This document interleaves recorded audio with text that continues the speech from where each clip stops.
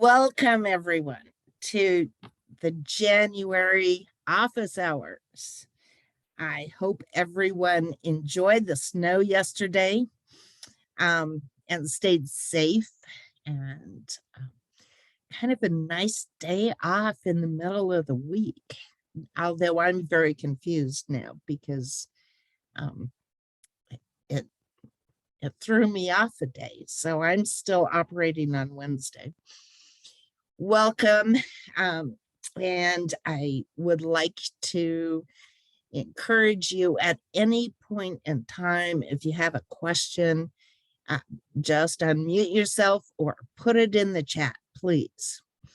The OSC compliance team and reporting team are present and happy to provide you with some really good information.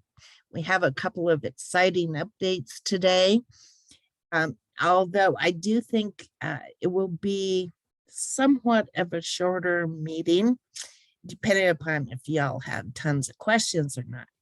So we'll be going through compliance updates, some updates regarding KPMG, some reporting updates, and of course we always end on Q&A.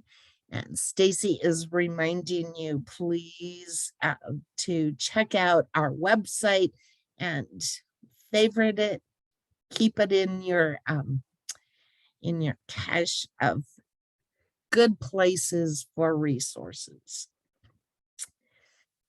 So let's get rolling. So as always, we're always adding new compliance documents, and the latest one to be added is a capital expenditure document. And hopefully that is going to be very helpful to a lot of you. And we are anticipating some additional documents within a couple weeks, maybe. So do keep checking frequently, because you never know what good information you will find there. Our standard reminder that we give out every month, the use of POs with SLFRF funds is not allowed unless you receive an exception from OSC.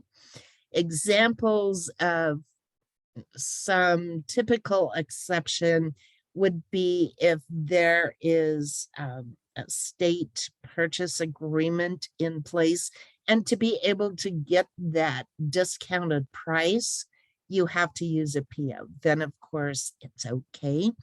Otherwise, we encourage you to use grant agreements or contracts as appropriate.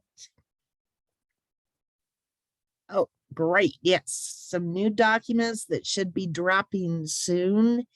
Time and effort, documents on incentives, kind of a walkthrough of what to include in statements of work, and subrecipient closeout.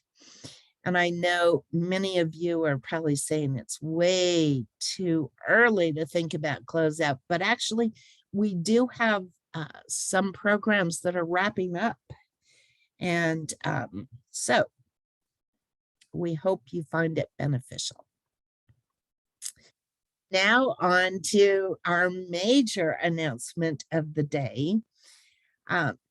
With Amy joining us as our third compliance liaison, we have reconfigured the primary compliance liaison for departments. And so here you have the list of who is your primary compliance liaison, as well as the backup. It was a very carefully thought through process to achieve kind of an equitable balance in terms of the 3 compliance liaisons and the number of agencies that they are the primary for.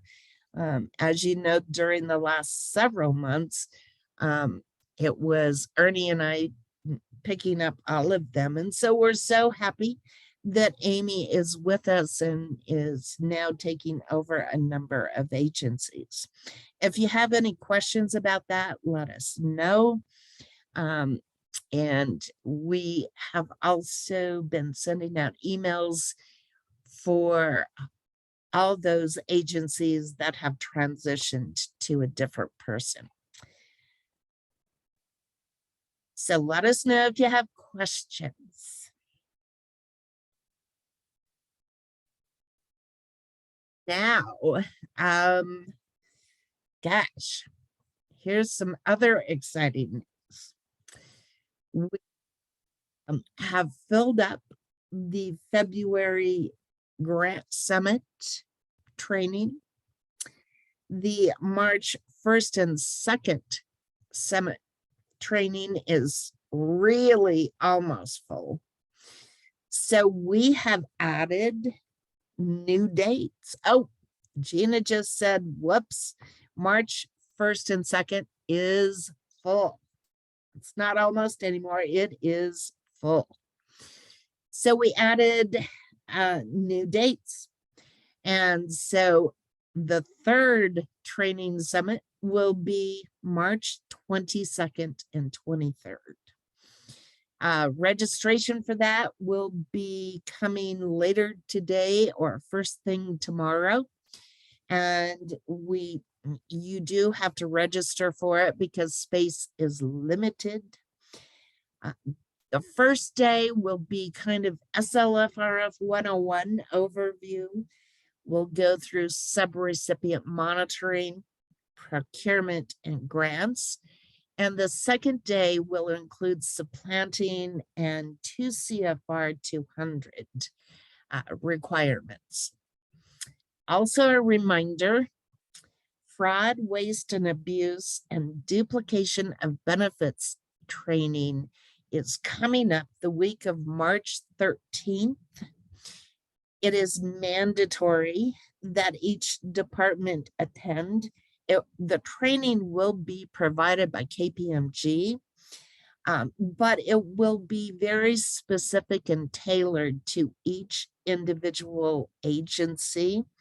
And so the RO or the designated point of contact is working with the agency individuals and OSC to schedule the time slots for those particular trainings. It's going to be fabulous. And because it is going to be agency specific, I think it will be highly beneficial and really exciting. So we're looking forward to it. And right now, March 13th seems a long way off, but the way time is going, I swear it has only been like a week or 2 since last office hours, and it's already been a month. So that time is coming up quick. So make sure it's scheduled.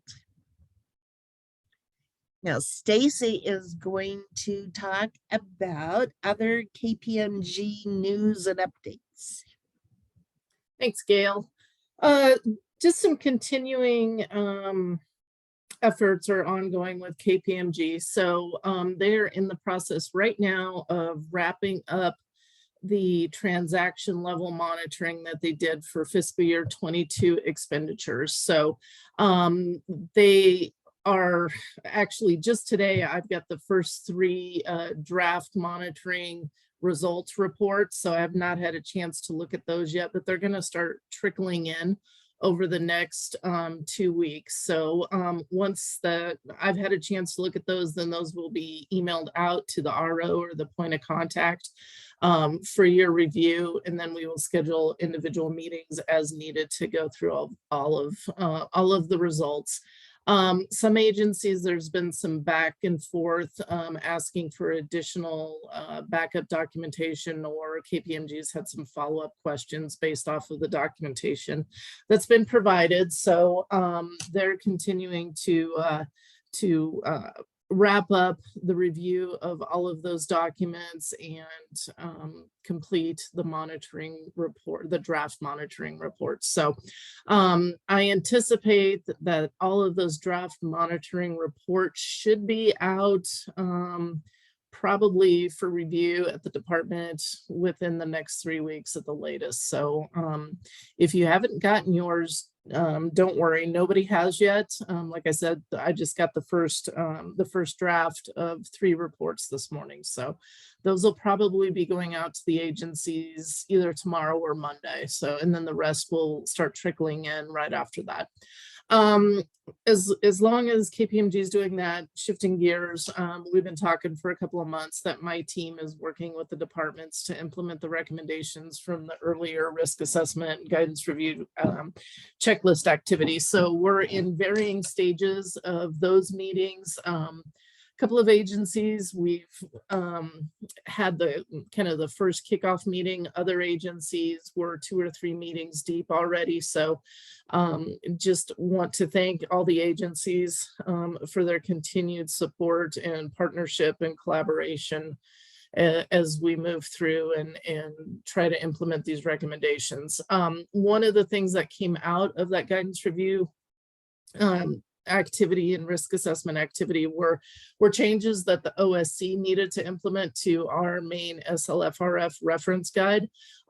We are in the process of making those updates right now. So that's another document that I would imagine in the next week to 2 weeks, you'll see up on the website as well. So we'll communicate when that's out. But those are things that we saw across almost every agency when KPMG did that first monitoring activity that really applied to every agency. So that's why we peeled those off and put those in our reference guidance for you guys to reference going forward.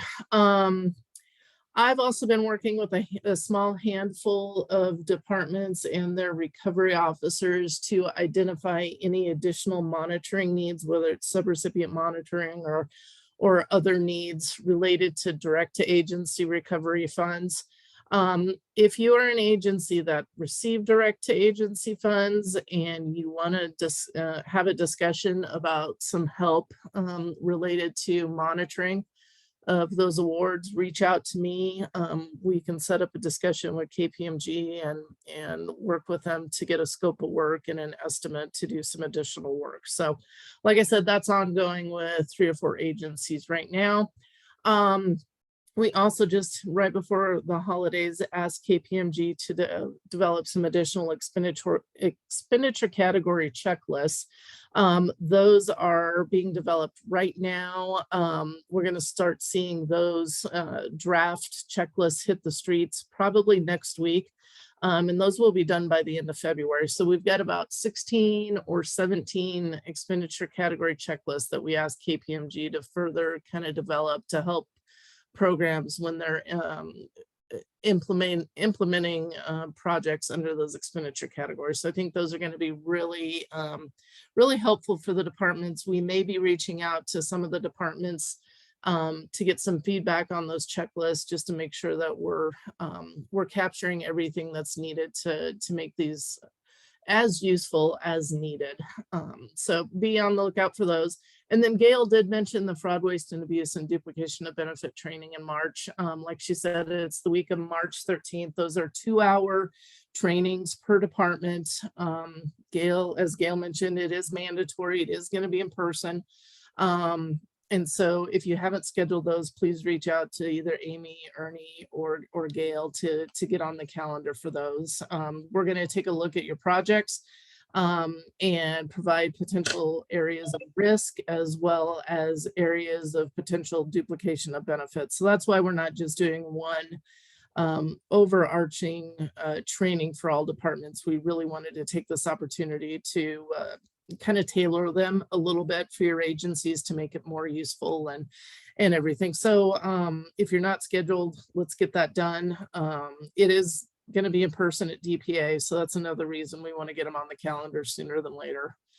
I think that's it, Gail. I'm going to turn it back over to you. Thank you very much, Stacy.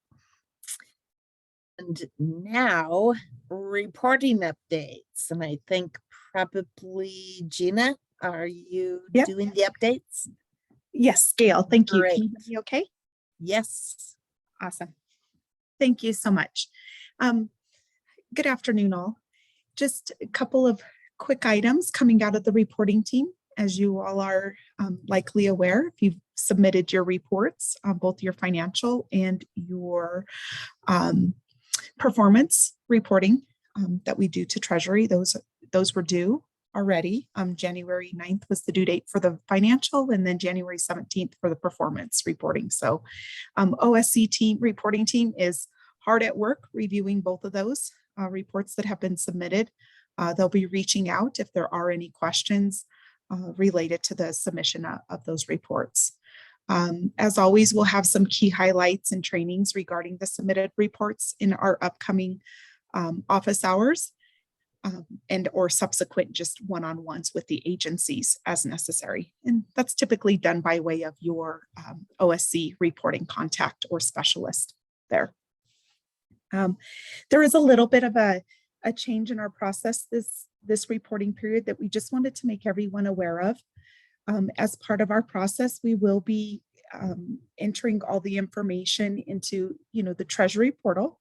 And as a part of that process, we will be extrapolating information that we will be sending over to the ROs for them to review. That will likely happen sometime next week. Really, that information is all based off of what's been submitted within Gravity and then therefore updated into the portal. If there's any questions that come out of that, that just gives us all kind of a great opportunity and a great time to work through those questions prior to us submitting it directly to the Treasury. As always, I'd like to mention, if you have any specific questions or if anything comes up or you're unclear about anything, please reach out to your OSC reporting contact. They're a really great resource. And if they're not able to answer it, they'll definitely track that down for you. So anything reporting related, they should be able to assist with. And then lastly, what's coming up for the next reporting period? I know we've been working on some things. One of them is the SLFRF 004 report. And this is really tailored and geared to helping with the reporting that's done in conjunction with the governor's office. And so we're really diligently working on that report. We thought we would have it, done prior to this reporting period. And we just weren't able to get it all figured out, but we're very close. And so we're hoping to have that, in the next couple of weeks for you all. And we'll be able to provide some guidance related to that. We will be providing just some additional clarification on direct payments for SLFRF purposes. That differs a little bit from maybe what, most people might think direct payments are for reporting purposes. So we just want to clarify that. We are doing just some minor changes to the financial templates and user guide. We typically do that every reporting period, but we will have just some new items in there in alignment with the updates for the SLFRF 004 report, maybe some additional guidance on like direct payments and just other things that we're identifying. So more to come on that. And then lastly, I know that there's been a lot of questions about what's due, when's it due, who's it due to, all of those good things. And, the reporting office, along with compliance, along with the Gov's office is going to be working on a calendar. Stacy put a plug out there for, please bookmark our website. It's a great place to look for things. There is a key component in that where, we'll have upcoming dates and reminders for what's going to be coming due. And so that'll be a great resource. Plus we'll, hopefully have a link to a calendar or a calendar on that site at some point in the near future. All just in hopes of providing some additional tools and resources for you all in preparation for upcoming reporting requirements. That was all that I have, unless Tammy, you had anything you wanted to add? I have nothing to add. Thanks, Gina. Great, thanks. Great, thank you. So once again, here is the link to that all important website that contains everything you could hope to want to know about SLFRF, whether it's compliance or reporting. And as always, you can send SLFRF specific questions to the mailbox, and we will, someone will get back to you and answer you. I guarantee it. So questions.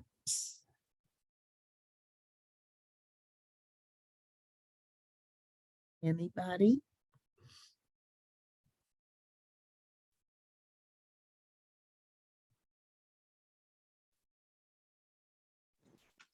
Hi, this is Christy from CDA. Hi, Christy. Hi, quick question. Is there going to be any reporting that like us controllers would have to do outside of gravity?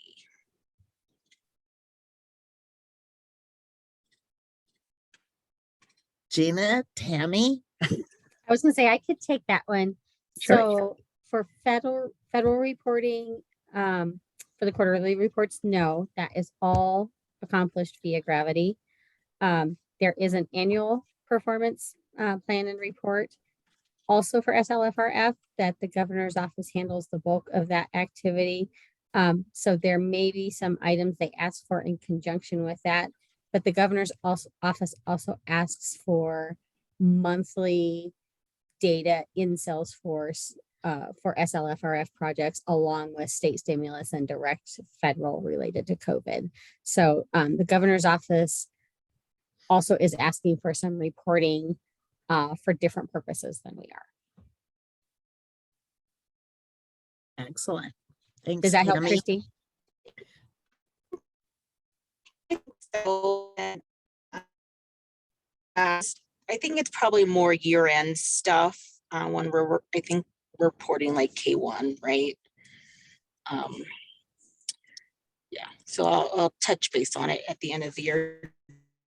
Yes, Christy, there is at year end, we're requiring for SLFR activity a reconciliation of, how that looks in core versus how that is, reflected on your K1s. It's a little bit different for SLFRF. So we will be providing additional guidance and training around that at year end as far as anything extra, different, unique for SLFRF. Sounds good. Thank you so much. Love it, Christy. Planning ahead. Any other questions?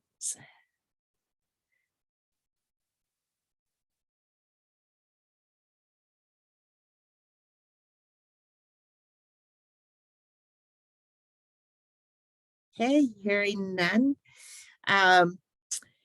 This is a list of contacts for people at the office of the state controller, including Tammy, Stacy, Gina, and of course the state controller himself. And a reminder again about the SLFRF mailbox. Your compliance contacts. This is how you can reach us, our emails and telephone numbers. I'll just speak for myself. Sometimes it works and sometimes it doesn't work. But you can always give it a shot. And you can always chat with any of us. And we're always happy to respond. And included in that is Gina Salazar Love, who is responsible for most of the training that goes on and putting it together. So thank you, Gina. Here's your reporting contacts. Joel, Catherine, and Kevin are your primary contacts. And so here is the breakout of agencies that are assigned to each of them. And reach out. They'd love to hear from you. They would much rather help you resolve situations than not. So please take advantage of that. And with that, I think we have come to the end, unless there are any other questions.